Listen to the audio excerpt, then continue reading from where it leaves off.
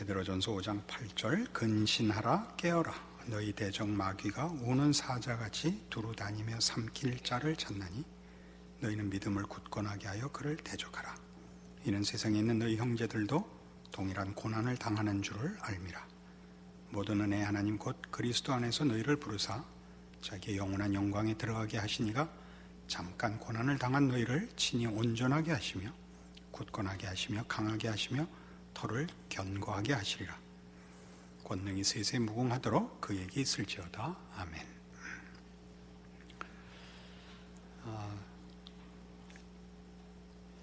예수를 믿고 사는 일이 현실적으로 어려운 이방인이요 나그네 된 신자의 인생을 격려하는 서신이라고 여러 번 확인하고 있습니다. 그런데 이것은 신앙을 지키고 현실을 산다는 것은 한 개인이 신앙을 어떻게 지킬 것이냐라든가 또는 개인적인 차원에서 어떻게 책임질 것이냐라는 한 개인의 내면의 싸움인 면도 한 면으로 있고, 또 하나는 외부로부터 오는 시험과 위협과 핍박이 늘 있다고 오늘 가르치고 있습니다. 너희 대적 마귀가 우는 사자같이 두루 다니며 삼킬 자를 찾는다라고 얘기하고 있습니다. 이것은 이제 어려움을 당할 때는 제일 큰 위협이 신앙을 반대하고 신앙을 지키는 일을 힘들게 만드는 무슨 물리적인 세력일 수 있습니다. 정치나 사회나 또 경제적인 위협일 수 있습니다. 그러나 우리가 잘 알다시피 이런 싸움은 그 위협하는 대적을 어떻게 이길 것이냐 하는 문제에서 맞대적할 것이냐 또는 타협할 것이냐 이런 여러 문제를 파생시킵니다. 우리의 신앙은 그 공격에 지지 않고 신앙을 지킨다라는 면에서는 다 같아 보이지만 사실은 그 신앙을 지키는 게 속으로는 지키면서 겉으로는 신앙적인 행동을 그래서 유보해버리는 타협을 낳을 수 있습니다. 본인이 신앙을 버리진 않았는데 신앙인으로 존재하고 사는 것을 포기할 수 있습니다. 우리가 적극적으로 우리의 믿는 바를 전하고 가르치며 권유하는 데까지는 그때 시대 상황이 또는 사회적 여건이 허락하지 않는다 할지라도 믿는 자의 다른 것은 늘 지켜야 합니다. 예수를 믿는다는 것을 속으로 갖고 있고 놓지 않는 것으로 목숨을 건 신앙이 아니고 신앙인으로서 감출 수 없는 존재의 다름, 삶의 원리의 다름을 놓아버릴 수 없습니다. 그것이 마태복음 5장에 나오는 등불을 켜서 말 아래 두지 아니하고 등경 위에 두나니라는 성경의 말씀입니다. 빛은 감출 수 없습니다. 세상이 어두워지면 가장 희미한 빛도 분명하게 드러나듯이 신자의 신앙은 위협과 핍박 아래서는 물론 당연히 움츠러들겠습니다마는 그래도 가리거나 감출 수가 없는 것이라고 가르치는 것입니다. 그래서 이 문제를 우리 오늘 조금 더 지금 설명한 이 문제를 조금 더 구체적으로 확인해 볼 필요가 있습니다. 요한복음 6장에 갑니다.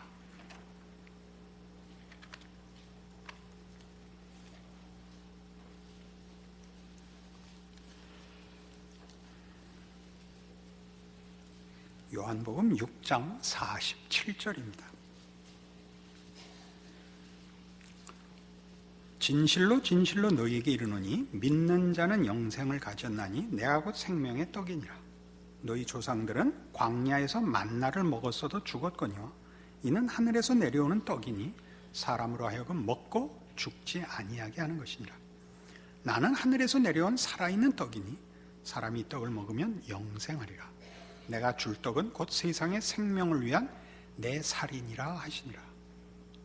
우리 잘 알고 다 고백하는 예수 그리스도의 구세주 되심과 우리를 하나님의 자녀로 불러내시는 구속의 은총과 예수 그리스도의 사역, 예수로 말미암는 부활 생명, 영원한 하나님의 자녀가 되는 축복들이 이 말씀 속에 다 내포되어 있습니다. 그러나 이 문제는 당시에 어떤 문제를 야기시켰냐 하면 52절, 그러므로 유대인들이 서로 다투어 이르되 이 사람이 어찌 능히 자기 살을 우리에게 주어 먹게 하겠느냐라는 반문을 낳았습니다. 당연하지 않습니까? 우리가 지금 기독교 신앙인으로서 우리가 가지는 신앙의 내용과 고백 속에 예수 그리스도께서 영원한 우리의 생명이 되시며 영생하는 양식이 되신다는 걸 우리가 다 알지만 당시 예수가 누구인지 모르는 유대인들에게 있어서, 그러나 하나님의 백성이라고 믿고 있는 자들임에도 불구하고 이 말씀은 저들에게 심각한 빈정거릴 만한 비웃을 근거가 됐던 것입니다. 예수님께서 이렇게 답하십니다. 예수께서 이르시되 내가 진실로 진실로 너희에게 이르노니 인자의 살을 먹지 아니하고 인자의 피를 마시지 아니하면 너희 속에 생명이 없느니라. 내 살을 먹고 내 피를 마시는 자는 영생을 가졌고 마지막 날에 내가 그를 다시 살리리니 내 살은 참된 양식이요 내 피는 참된 음료로다. 내 살을 먹고 내 피를 마시는 자는 내 안에 거하고 나도 그의 안에 거하나니 살아계신 아버지께서 나를 보내시며 내가 아버지로 말미암아 사는 것 같이 나를 먹는 그 사람도 나로 말미암아 살리라. 예수 그리스도를 먹는 자만이 예수 그리스도로 인하여 영생을 얻으며 그 영생의 삶을 살 것입니다. 물론 예수님께서 지금 가르치시는 내용은 물질적인 차원을 훨씬 넘어서는 영적인 차원의 얘기입니다. 이걸 알아듣는 자와 알아듣지 못하는 자는, 이걸 믿는 자와 믿지 않는 자는 그 삶의 방식과 목표와 내용과 판단이 하늘과 땅만큼이나 다를 수밖에 없습니다. 그렇죠?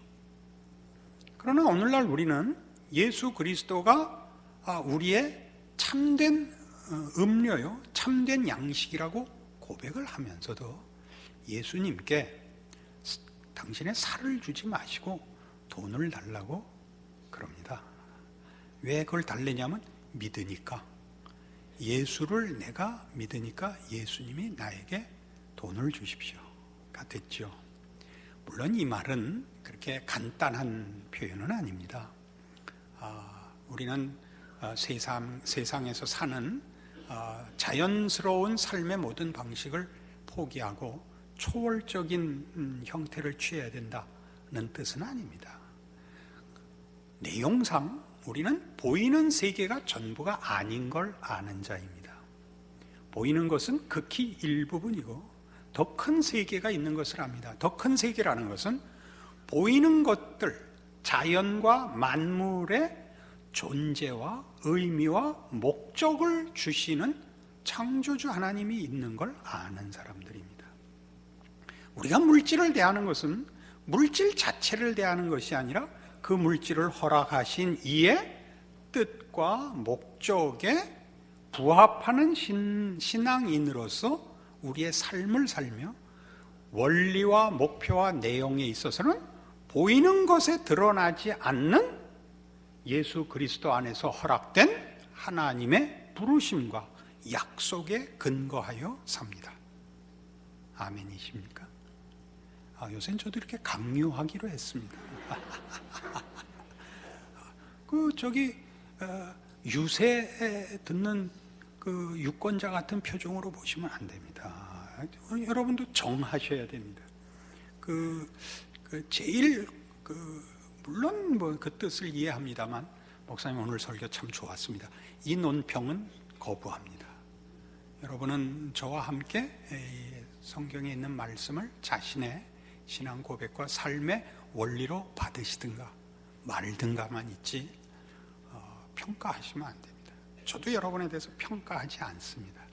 제가 맡은 책임으로 하나님의 말씀을 우리의 부르심과 예수 안에서 허락된 은혜들을 나누는 직분을 늘 지킬 것입니다. 내일쯤 죽을 사람 같은 표현이 됐는데 요새는 마음이 실제로 그렇습니다. 이제는 여러분이 손주 얘기 왜 안 하나 그러실 텐데 손주를 보고 나니까 여한이 없습니다. 그래서 내일 죽어도 좋다 그런 마음으로 설교에 임하게 됐습니다. 60절에 오시면 제자 중 여럿이 듣고 말하되 이 말씀은 어렵도다 누가 들을 수 있느냐 한데 예수께서 스스로 제자들이 이 말씀에 대해 수군거리는 줄 아시고 이르시되 이 말이 너희에게 걸림이 되느냐? 그러면 너희는 인자가 이전에 있던 곳으로 올라가는 것을 본다면 어떻게 하겠느냐? 살리는 것은 영이니 육은 무익하니라. 내가 너희에게 이른 말은 영이요 생명이라. 그러니까 조금 전에 설명한 그대로죠. 보이는 세계가 전부가 아니고 더 큰 세계가 있으며 보이는 세계는 보이지 않는 세계의 주인이신 하나님이 창조하신 세계입니다. 그러니까 보이는 세계를 보이는 세계만으로 이해하고 해석할 것이 아니라 보이지 않는 세계를 주장하시고 보이는 세계를 만드신 창조주의 뜻과 목적에 부합하여 그리고 그 일은 예수 그리스도 안에서만 깨우치는 믿음으로 이해하고 해석하고 실천해야 되는 것입니다. 64절 이르십니다. 그러나 너희 중에 믿지 아니하는 자들이 있느니라 하시니 이는 예수께서 믿지 아니하는 자들이 누구며 자기를 팔자가 누구인지 처음부터 아심이라. 또 이르시되 그러므로 전에 너희에게 말하기를 내 아버지께서 오게 하여 주지 아니하시면 누구든지 내게 올 수 없다 하였노라 하시니라. 그때부터 그의 제자 중에서 많은 사람이 떠나가고 다시 그와 함께 다니지 아니하더라. 그러니까 예수님을 쫓았던 무리가 원래 굉장히 많았던 것으로 추정이 되고 그 사람들이 예수를 떠난 이유는 예수님이 보이는 세계에서의 보이는 보상을 하는 이가 아니라는 이 말씀 때문에 떠났다고 합니다. 예수께서 12 제자에게 이르시되 너희도 가려느냐. 그래서 베드로가 그 성경에서는 딱 2번 괜찮은 짓을 하는데 여기서 한 번 하고 그 은과 금은 내게 없거니와 휠체어를 줄 테니 타고 다녀라. 이때 한 번 잘합니다. 이게 딱 2번 잘하는데 시몬 베드로가 대답하되 주여 영생의 말씀이 주께 있사오니 우리가 누구에게로 가오리까? 이 말을 합니다. 이게 참 귀한 말씀이죠. 왜 귀하냐? 우리 믿는 사람들은 결국 우리의 신앙 고백이 근본적으로 영적인 깨우침과 예수 그리스도 안에서의 구원으로 인하여 생긴 것입니다. 그러니까 영적 갈증, 영적 욕구에 대한 감각이 살아나 있는 겁니다. 영생이죠. 하나님에 대하여 예수 안에서 약속된 것들과 예수 그리스도의 우리를 위한 대속 사역에 대하여 외면할 수가 없는 것입니다. 우리에게 허락한 구원이 가지는 살아난 영혼의 생명에 대한 욕구를 하나님 외에 다른 데서 찾을 수 없는 욕구를 가지게 되는 것입니다. 그런데도 지금 베드로의 대답같이 이렇게 생명의 말씀이 있사오매 우리가 어디로 가오리까?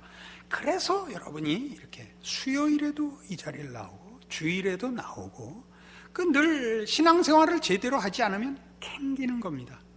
양심이, 살아난 양심이, 신앙 양심이 여러분을 자극합니다. 그렇죠?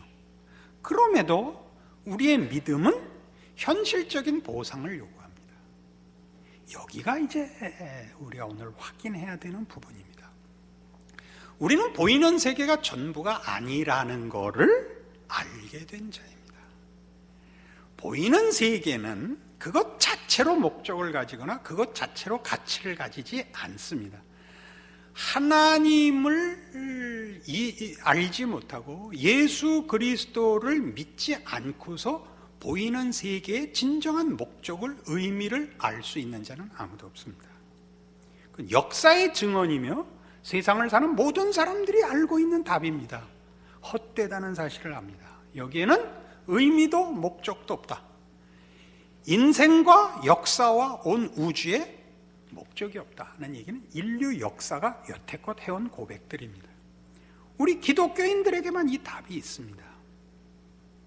예수 안에서 하나님이 당신을 우리에게 보이심으로 우리를 그의 자녀로 부르시며 우리의 영혼을 소생시킴으로써 우리가 알게 된 하나님이 누구시며 내가 누구이며 우리라는 존재의 궁극적인 운명이 무엇이어야 되는가에 대한 이해와 믿음이 생긴 것입니다. 그런데 그 믿음이 지금 현실에서 어떻게 나타났냐 할 때 보이는 세계가 전부인 것으로 무장을 한 우는 사자와 같은 우리의 대적 마귀가 보이는 것으로 네 믿음을 확인하라고 우리를 유혹하는 것입니다. 내가 예수를 믿으면 보이는 세계에 있는 것들로 너를 압박하겠다라고만 오는 것이 위협이 아니라 보이는 것으로 확인해라.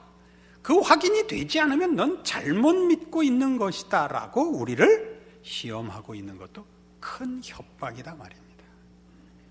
여러분 아시다시피 사자라는 동물은 그 사냥을 할 때 떼로 하는데 저쪽에 숨어있는 마지막 저격수 쪽으로 몰아간다는 걸 알아야 됩니다. 그죠? 동물의 왕국도 한 번도 안 본 것 같은 표정을 사자가 혼자 가서 이렇게 물어오는 것이 아니라 몰아가서 길목을 지키는 포수가 잡는 것입니다. 그러니까 우리의 신앙을 우리가 확인할 때 내 믿음이 진짜냐 아니냐를 확인하는 성경적인 확인법은 세상에서 고난을 당하느냐 그렇지 않느냐로 되어 있습니다. 그것은 같은 요한복음 15장 말씀 속에 여러분 잘 아시는 대로 세상이 너희를 미워하거든 너희가 세상에 속하지 아니하고 내게 속하였기 때문에 세상이 너희가 자기 것이 아니므로 미워하는 줄 알라 라고 가르쳤습니다. 우리가 세상을 회피하거나 현실을 도피하자 하는데 써먹자는 얘기가 아닙니다. 우리는 세상에서는 고달픕니다. 왜 고달프냐 하면 보이는 것이 전부라고 알고 있는 물질 만능 세계 속에서 돈이 만물의 척도인 속에서 우리는 신앙을 갖고 살아야 됩니다. 하나님이 요구하시는 하늘에 계시는 너희 아버지의 온전하심 같이 너희도 온전하라를 실천해야 됩니다. 그 요구는 마태복음 5장 43절 이하에 나온 바와 같이 너희 원수를 사랑하고 너희를 핍박하는 자를 위하여 기도하라입니다. 이렇게 한즉 하늘에 계신 너희 아버지의 아들이 될 것이라입니다. 이것이 우리가 이 세상에서 고난을 당하며 시련을 겪는 이유입니다. 우리는 보이는 세상에 속해 있지 않습니다.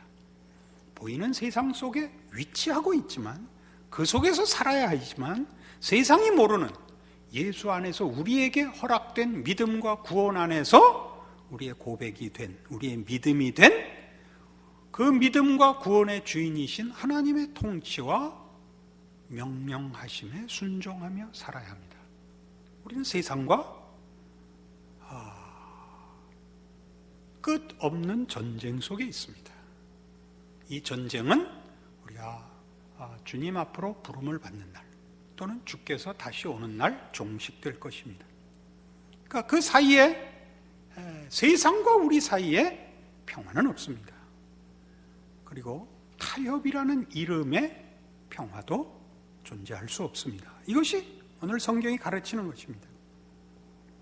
그러나 이 오늘 본문에 보시는 바와 같은 이 가르침은 결국 우리가 승리자이며 우리가 옳다는 것을 이미 그 본문 속에 가지고 있습니다. 다시 본문에 오셔서 9절부터 보시면 너희는 믿음을 굳건하게 하여 그를 대적하라. 이는 세상에 있는 너희 형제들도 동일한 고난을 당하는 줄을 알미라. 그럽니다.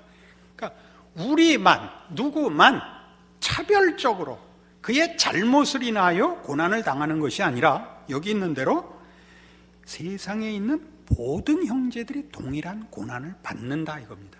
다시 말해서 신앙인은 세상에선 고난을 당하게 되어 있습니다. 그러나 모든 은혜의 하나님 곧 그리스도 안에서 너희를 부르사 자기 영원한 영광에 들어가게 하시니가 잠깐 고난을 당한 너희를 친히 온전하게 하시며 굳건하게 하시며 강하게 하시며 털을 견고하게 하시리라. 우리의 부름, 우리의 믿음, 허락된 구원이 가지는 운명, 목적지는 확실하다는 것이죠.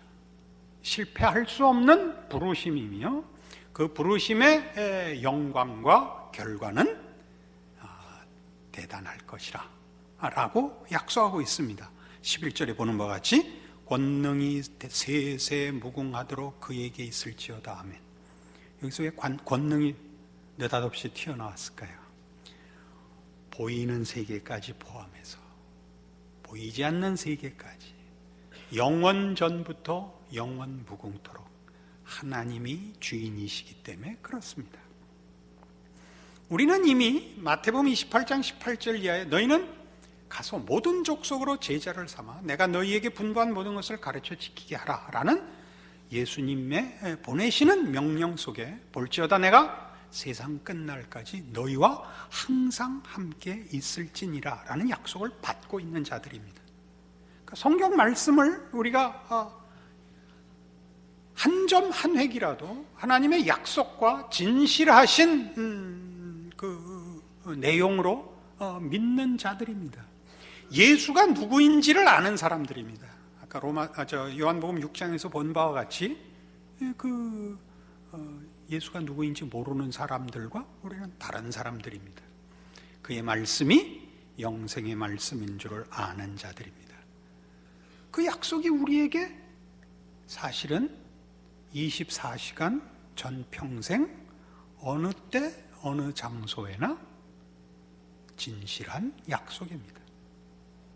항상 우리와 어느 곳 어느 형편에든지 주께서 하늘과 땅의 권세를 가지고 지키고 계시며 영원 무궁토록 세세 무궁토록 영광과 찬송을 받으실 하나님의 자녀로 부름을 받고 있습니다. 그러니까 우리는 사실은 우리의 신앙을 어디에다 핑계댈 것이 아니라 자신에게 다시 물어봐야 합니다. 신앙으로 살 것이냐 말 것이냐 하는 문제는 자기 자신이 져야 하는 책임이지 누구에게도 핑계댈 수 없는 것입니다. 세상이 이렇다 저렇다, 사회 풍조가 이렇다 저렇다라는 것은 우리가 그들과 다르기 때문에 언제나 생길 수밖에 없는 싸움입니다. 기독교 역사를 돌아보면 기독교 역사는 세상이 반대했을 때만 어려웠던 것이 아니라 세상이 기독교를 편들었을 때도 어려웠습니다. 세상이 기독교를 편들면 세상이 예수가 누군지를 모르는 세상이 온전한 편을 들겠습니까? 기독교 신앙의 본질을 왜곡시키죠. 우리는 문예 부흥 이후에 일어난 인류 역사의 가장 인류가 자랑 삼는 시대를 가졌었습니다. 근대라는 시대를 가졌었습니다. 그 근대 사상의 최고의 절정을 이룬 시기가 17세기, 18세기의 소위 계몽주의였습니다. 계몽주의를 영어로 인라이튼먼트라고 하는 거 아시죠?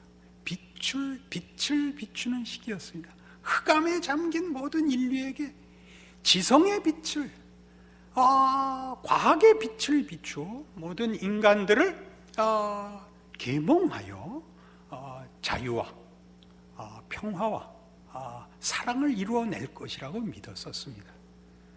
그래서 기독교를 어떻게 왜곡시켰죠? 합리주의라는 것으로 모든 보이지 않는 세계를 축출해버렸습니다. 기독교가 뭘로 전락을 했죠? 개인이 가지는 각자의 주관적인 신념으로 전락시켰습니다. 그래서 우리 오늘 다원주의를 살면서 어떤 영향 속에 있나요? 각자 지가 믿고 싶은 대로 믿게 놔두는 것이 종교의 자유며 서로 침범할 수 없는 사적 권리가 되고 말았습니다. 기독교의 진리는 더 이상 공적인 것이 아니며 진리도 아니며 따질 문제가 아닌 것입니다. 여러분들은 지금 여러분의 기독교 신앙이 어디쯤 와 있는가 한번 점검해 보실 오늘의 말씀입니다. 왜냐하면 우리는 펄펄 뜁니다. 소위 자유주의 신학이라고 하는 합리주의 안에 기독교를 축소시키고 진정한 본질과 내용을 배제시킨 자유주의 신학에 대해서 펄펄 뛰지만 우리야말로 오늘날 하나님이 창조해 주시고 우리를 구원하여 하나님의 백성 삼으시기 위하여 그 아들을 보내셨다는 사실을 우리의 삶 속에서 증거하지 못하고 있습니다. 우리는 예수께서 자기의 살을 주시기보다 오병이어의 기적을 이루어 주시기를 더 바랍니다. 먹을 걸 주시는 하나님을 찾고 있지 영생을 주시는 하나님을 찾고 있지 않습니다. 그래서 우리는 사실 이 우는 사자가 와서 우리를 물어 뜯어서 죽는 것이 아니라 그냥 그 포효 소리 한 방에 우리는 정신을 잃고 세상과 적당히 타협하고 살 수 있습니다. 신앙 고백은 늘 분명합니다. 절대 놓지 않겠다고 합니다. 그러나 오늘 싸움의 핵심이었던 서두에 말씀드린 대로 신자로서의 모습과 삶은 어디에 있느냐 하는 것입니다. 이런 일들은 교회 안에서조차도 이제는 찾아보기 어렵게 됐습니다. 우리는 한 믿음의 공동체 안에서도 우리는 사실 인격적인 교제가 불가능한 현실을 맞고 있습니다. 서로 건드리지 않습니다. 왜 서로 건드리지 않죠? 이렇게 출석하고 헌금 내는 것 외에는 신앙생활 하는 부분이 없기 때문에 공개를 할 수가 없습니다. 너무 심하다고요? 저는 이 얘기를 벌써 했었어야 됐다고 생각을 합니다. 근데 이제 와서 하게 된 거는 제가 원숙해지기를 하나님께서 기다리신 것 같습니다. 젊어서 했으면 길길이 날뛰면서 뭐라 그랬을 텐데 그러면 아마 하나님의 말씀이 전달되기보다 그 목사 성질 한번 대단하네 이렇게 됐을 거 아닙니까? 이제 이만한 나이 돼서 환갑이나 돼서 이제 할 자격이 생긴 것 같아요. 저 스스로의 생애를 돌아보는 것이나 어쨌든 하나님이 저와 묶어준 나의 믿음의 식구들에 대하여 책임이라고 생각합니다. 신자다운 진전은 한국교회의 어쨌든 대표적인 성격이 아닌 게 됐습니다. 보이는 성과만이 기독교 신앙의 증거가 되고 말았습니다. 어떻게 하시겠습니까? 우리가 사실은 그렇게 할 수 있지만 이 부분을 위하여 인용하는 거니까 이해해 주십시오. 우리가 교회에서 기도할 때 우리나라 잘 살게 해 주십시오 기도는 사실은 신앙적이지 않습니다. 잘 살면 어떡하려고요? 잘 살면 태국으로 관광 가려고 그러는 거죠. 공항에서 묶여서 자다 올라가려고 그러는 거죠. 도대체 왜 잘 살려고 그러는 겁니까? 왜? 도대체 왜 예수 믿는 사람이 대통령이 돼야 됩니까? 여러분이 하려는 신앙생활을 떠넘기려고 그러는 거죠. 난 이런 때 내가 너무 날카로운 게 싫습니다. 그러나 한번 생각해 보십시오. 우리는 구경하는 신자가 됐고 설교하는 목사가 됐지 사는 신자가 되지는 못했습니다. 우린 깊이 돌아봐야 됩니다. 우린 이미 우는 사자의 포효 앞에 질려 있는 것인지 모릅니다. 세상이 이렇게 저렇게 우리를 사실은 거반 죽여놨습니다.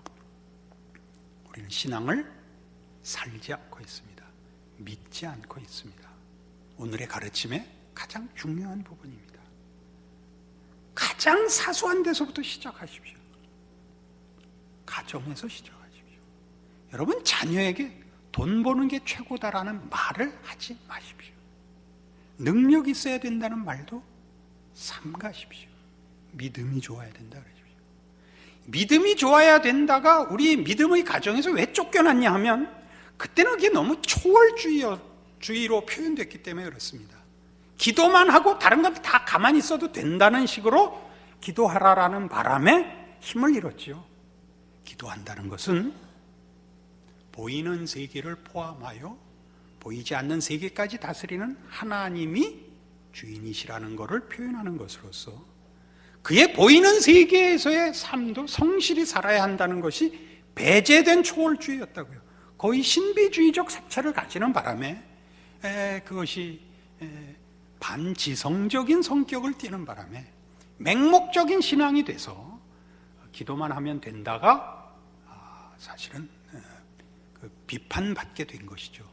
그러나 그것이 그 가장 근본주의적이고 원색적인 구호가 사라지자 더 이상 기도는 영적인 차원에서 이루어지는 것이 아니라 보이는 보상을 위하여만 쓰이는 주문이 되고 말았습니다.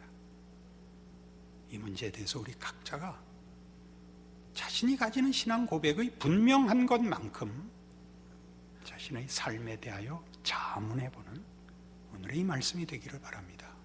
왜냐하면 우리를 부르시고 우리로 고백해 하신 이 신앙의 길은 세상이 줄 수 없는 것이기 때문입니다.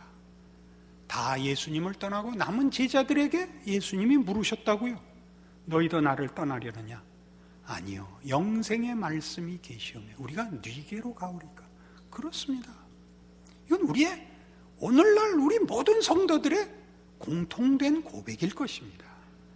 그 힘을 놓치고 있다는 것 잠시 돌아보시는, 아니 잊지 말고 확인하시는 오늘의 이 말씀이기를 바랍니다.